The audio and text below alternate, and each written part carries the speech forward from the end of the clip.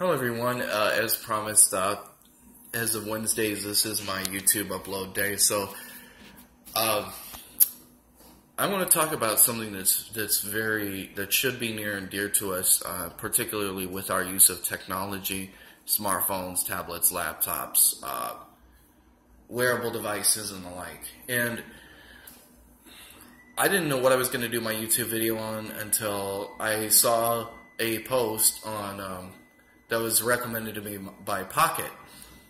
And the post was talking about how companies are using intellectual property laws to trade and sell people's personal information so that companies could capitalize on advertising.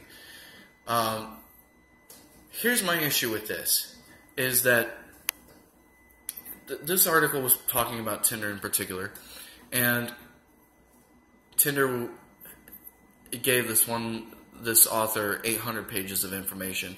I'll cite to the article in the description of this video when I post this. So, my thing with private information is this. Since companies have to pay to use it for advertising purposes, and companies such as Facebook, Google, and other sites data mine the information, I think that it's only fair that they have to pay the individual users for such information, and that users of such information should be able to negotiate, like other types of business dealings, the value of their personal information and the shareability of such information and the limitations and exclusions to which that information is shared. You know, a lot of times when we enter into contracts with companies, a lot of contracts are one-sided to where, you know, they stipulate the terms and conditions of the contract.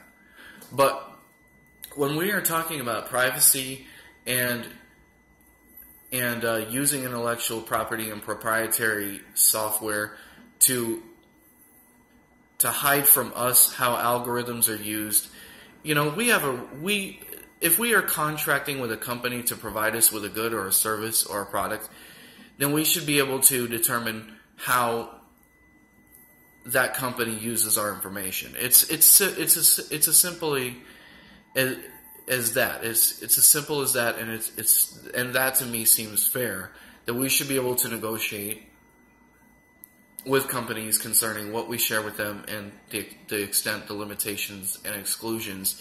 And there are ways that we are able to do that in terms of technology. But there are also hidden aspects of this that are not, you know, brought to the forthcoming knowledge of the users. And that's not fair to users. We need openness, transparency, and accountability in terms of the integrity of our personal information. And particularly in light of the Equifax hack and the 143 million people that were affected because of the hack, I think that that's only reasonable.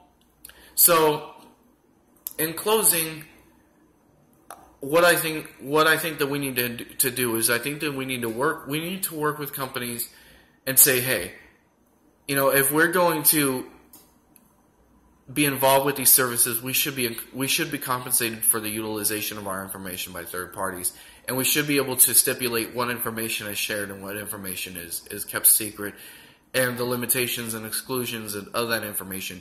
We should also be able to have remedies beyond simply arbitration for breaches of said information, because companies should have to have a duty of care regarding our information,